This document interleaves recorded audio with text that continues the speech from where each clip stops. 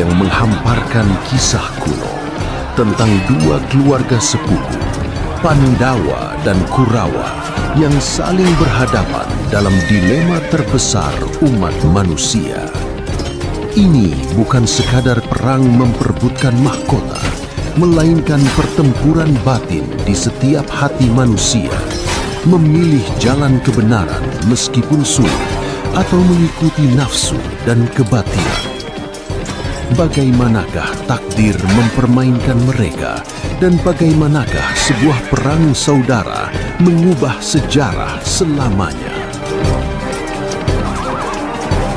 Simaklah musim ketiga Masa Leluhur Pandawa pada episode keempat Pakumpulan Sapta Arga dalam kisah Cincin Manikwara dan gugurnya Ditya Darwaka.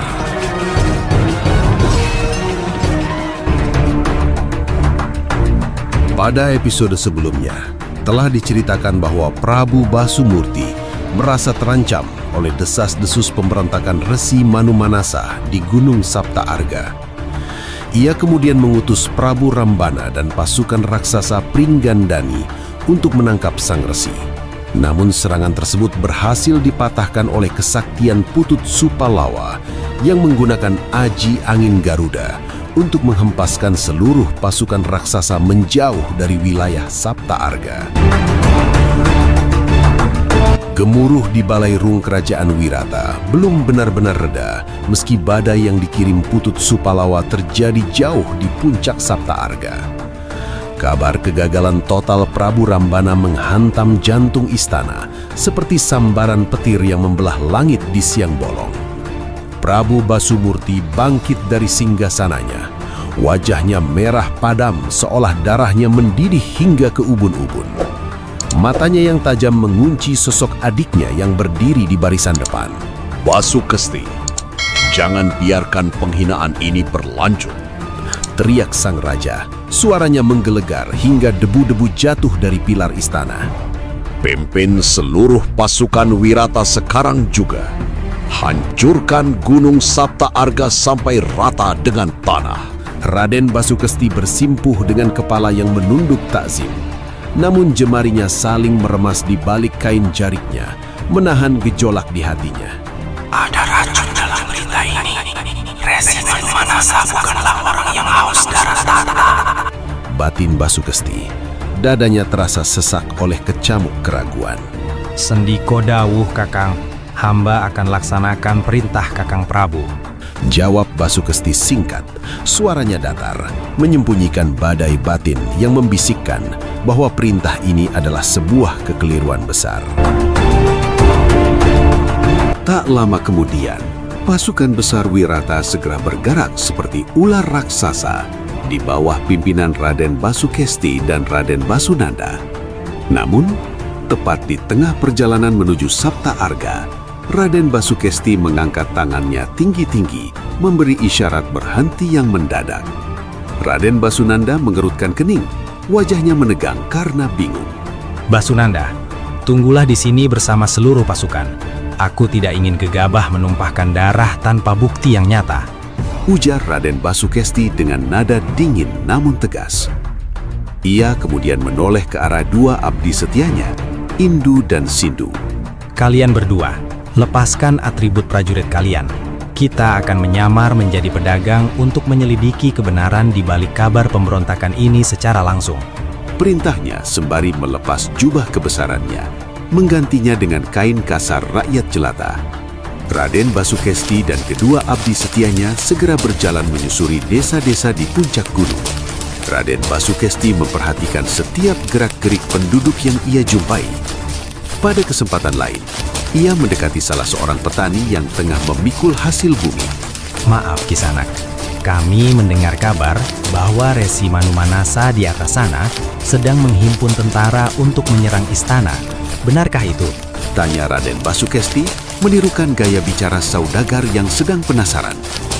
Petani itu segera berhenti, kemudian meletakkan hasil buminya. Petani itu menatap Raden Basukesti dengan pandangan heran, sembari menggelengkan kepala. Menyerang istana? Kami sama sekali tidak tahu menahu soal niat buruk semacam itu, Tuan. Benarkah Kisanak tidak tahu tentang desas-desus ini? Sungguh Tuan, jika memang Resi Manumanasa akan mengadakan pemberontakan, pastilah saya atau semua warga desa ini akan tahu. Karena di sana, di lapangan desa ini, para pemuda sedang berlatih bela diri. Jawab petani itu dengan runtut sambil menunjuk ke arah jalan yang menghubungkan dengan lapangan desa yang ia maksud. Cobalah Tuan ke sana. Mungkin Tuan bisa mendapatkan kejelasan. Terima kasih, Kisanak. Aku akan mencoba mencari kabar dari para pemuda yang sedang berlatih seperti yang Kisanak jelaskan tadi. Ujar Raden Basukesti sambil melangkah ke arah lapangan desa yang kemudian diikuti oleh Indu dan Sindu. Tak lama berselang, rasa penasaran Raden Basukesti kian tajam saat ia melihat sekelompok pemuda desa berlatih bela diri dengan disiplin tinggi di sebuah lapangan terbuka, tepat seperti yang dijelaskan oleh petani tadi. Raden Basukesti kemudian berjalan mendekati seorang tetua desa yang duduk di bawah pohon. Maaf Kisanak, jika tidak ada pemberontakan, mengapa anak-anak muda ini berlatih perang layaknya sepasukan prajurit? Bisiknya kepada tetua desa itu.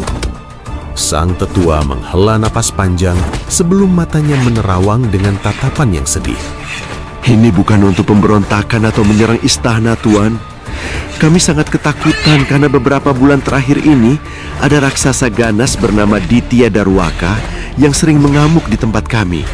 Itulah sebabnya para pemuda berlatih kepada Putut Supalawa dan Janggan Smara di Sapta Arga, supaya kami punya perlindungan diri dari amukan Ditya Darwaka.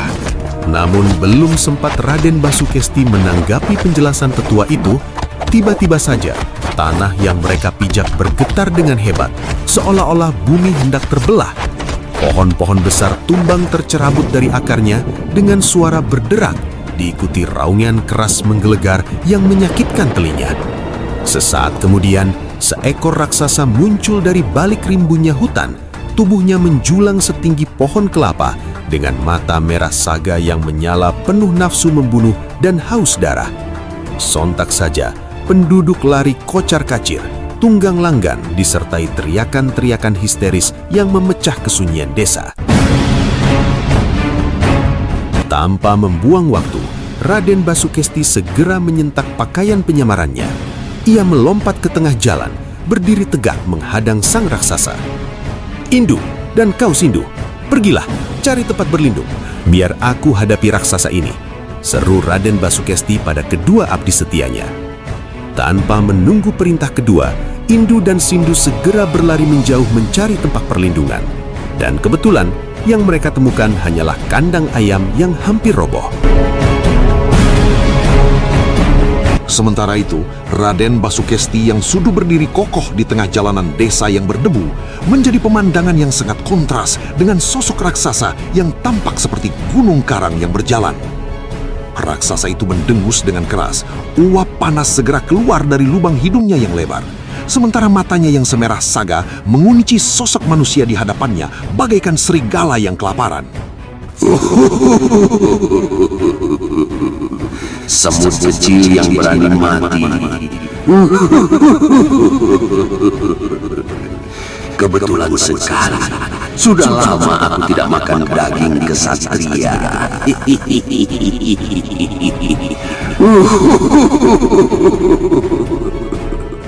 Seru raksasa itu kegirangan dengan suaranya yang parau dan menggetarkan dada siapapun yang mendengarnya.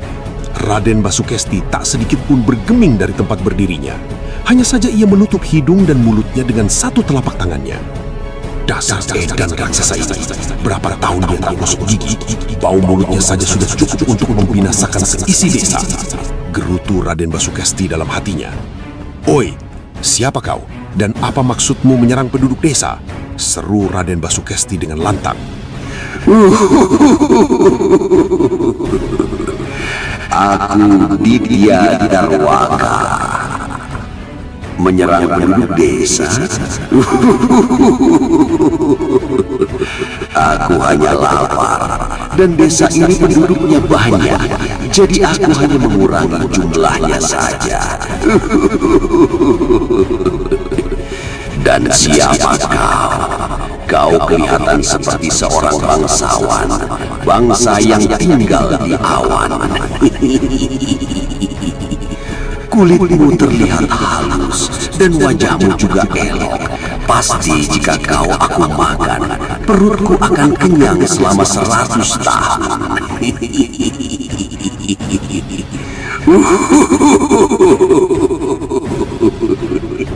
Aku Raden Basukesti, adik dari Prabu Basumurti, penguasa Wirata.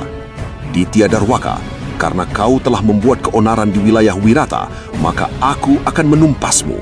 Teriak Raden Basukesti yang tersendat karena perutnya mual oleh bau busuk napas Ditya Darwaka.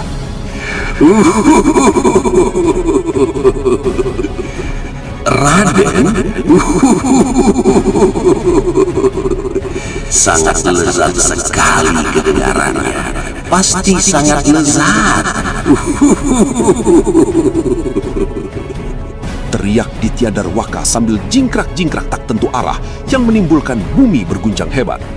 Namun sesaat kemudian, ia segera mengangkat kedua tangannya yang sebesar batang pohon jati, siap melumat Raden Basukesti yang masih tak bergeming di hadapannya. Berbeda dengan Raden Basukesti, meski hanya mengenakan kain kasar rakyat jelata, aura ksatria yang memancar dari tubuhnya tidak bisa disembunyikan lagi. Dan ia pun tak mau berlama-lama bergulat dengan bau busuk Ditya Darwaka. Maka dengan segera, ia memasang kuda-kuda rendah, memusatkan seluruh energi batinnya pada ujung jemari kaki yang mencengkram bumi. Pertarungan pecah dengan seketika. Ledakan tenaga yang luar biasa saat saling berbenturan, bergemuruh diiringi dengan pusaran angin dan debu yang bergulung-gulung. Ditya Darwaka melancarkan serangan keduanya dengan hantaman tinju raksasanya yang mampu menghancurkan batu karang hingga menjadi debu. Dengan kelincahan yang mengagumkan, Raden Basukesti melenting tinggi ke udara, melakukan salto ke belakang tepat sebelum kepalan tangan itu menghunjam tanah yang kini retak memanjang membelah jalan desa. Raksasa itu meraung kesal karena sasarannya melesat.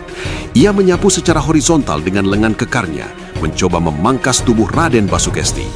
Sang Raden merunduk dengan gerakan merendah, merasakan hembusan angin tajam dari lengan raksasa itu hanya beberapa inci di atas kepalanya. Tak tinggal diam, Raden Basukesti merapal mantra singkat, mengerahkan tenaga dalam yang berpusat di telapak tangannya. Ia meluncurkan pukulan jarak jauh yang menghantam dada Ditya Darwaka. Duar! Ditya Darwaka terhuyung satu langkah ke belakang, namun kulitnya yang setebal kulit 1000 badak seolah tak tergores. Ia justru semakin beringas. Nafas Raden Basukesti mulai memburu. Ia menyadari bahwa menghadapi tenaga liar yang seolah tak kunjung habis ini tidak bisa hanya dengan adu kekuatan fisik semata. Wajah sang Raden tampak tegang. Keringat dingin mengucur deras di pelipisnya saat ia terus menghindari injakan kaki Ditya Darwaka yang membuat tanah bergetar hebat. Di tengah kepungan debu dan amukan sang raksasa, Raden Basukesti memejamkan mata sejenak untuk mencari titik hening di dalam batinnya. Ia teringat bahwa kemarahan hanya akan menjadi makanan bagi lawan. Ketenangan adalah kunci, kemarahan adalah kekalahan. Bisiknya dalam hati sembari menarik nafas panjang, menstabilkan detak jantungnya yang semula berpacu kencang.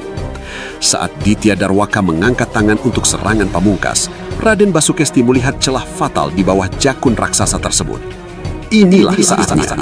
Dengan gerakan yang mengalir seperti air, namun pasti seperti takdir, ia menarik busur saktinya yang muncul dari sasmita batin. Jemarinya yang tadi gemetar kini stabil seperti karang, membidik tepat ke arah leher Ditya Darwaka yang sedang terbuka lebar. Sering! Anak panah segera melesat membelah udara dengan kecepatan yang tak bisa diikuti oleh mata, dan sekejap kemudian menghujam tepat di titik lemah leher Ditya Darwaka. Raksasa itu meraung-raung sangat keras untuk terakhir kalinya sebelum roboh berdentum di atas tanah, tak bernyawa. Namun, sesuatu yang aneh terjadi. Jasad Ditya Darwaka itu tidak membusuk, melainkan musnah dengan perlahan menjadi cahaya terang benderang yang menyilaukan mata.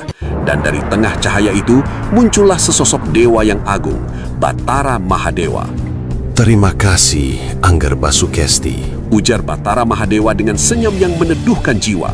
Engkau telah membebaskan aku dari kutukan ayahku, Batara Guru, atas kesalahan yang tak sengaja kulakukan di kahyangan Jonggring Salaka.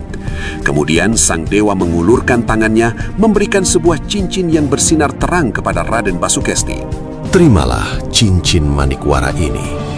Ketahuilah, siapapun yang memakai cincin ini, kelak ia akan menurunkan raja-raja besar di tanah Jawa. Sabda sang dewa sebelum akhirnya terbang kembali ke kahyangan. Raden Basukesti tertegun menatap cincin di jarinya, sementara penduduk mulai keluar dari persembunyian untuk menyembahnya dengan syukur yang mendalam. Laporan para penggawa di istana adalah kebohongan yang membahayakan nyawa orang-orang suci. Pikir Raden Basukesti, jahangnya mengeras karena amarah yang kini beralih pada para pemfitnah di istana. Apakah Raden Basukesti akan langsung melapor kepada sang raja? Ataukah ia memilih untuk tetap menemui Rasi Manumanasa? Saksikan kelanjutan kisahnya hanya di Wayang Opo Maneh. Terima kasih telah bergabung dan sampai jumpa.